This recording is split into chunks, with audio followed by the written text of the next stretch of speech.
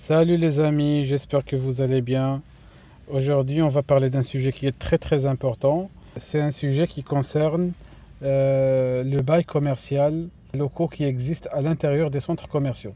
C'est-à-dire عقود الكراء اللي كيكونوا على المحلات التجارية اللي كتكون في قلب المجمعات التجارية.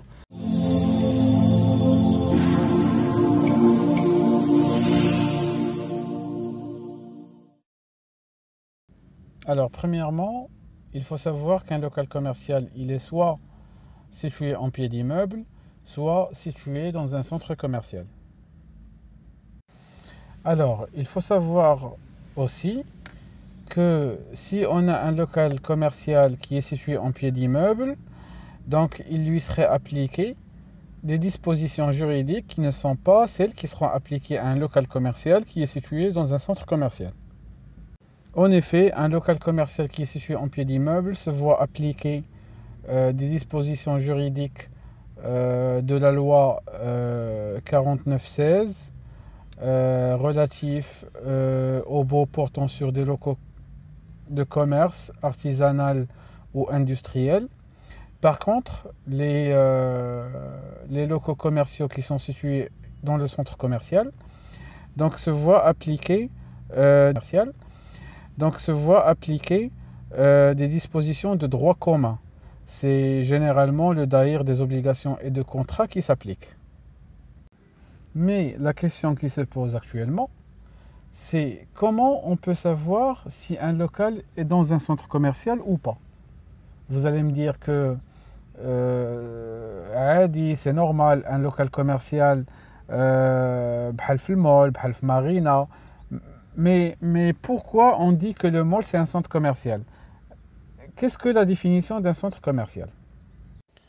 Alors, pour connaître la définition du centre commercial, il faut se diriger à l'article 2 de la loi 4916, cet article qui précise tous les locaux qui sont exclus du champ d'application de cette loi, et notamment les locaux qui sont situés à l'intérieur de centres commerciaux.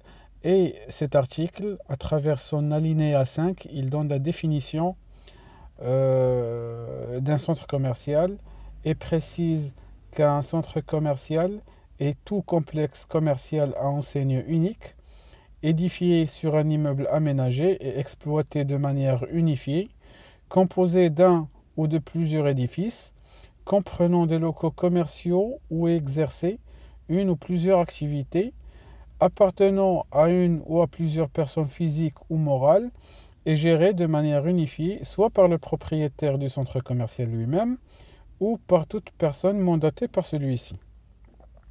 Alors ces critères-là, ce sont les critères qui font qu'un édifice, qu'un bâtiment, qu'un espace est désigné comme étant un centre commercial.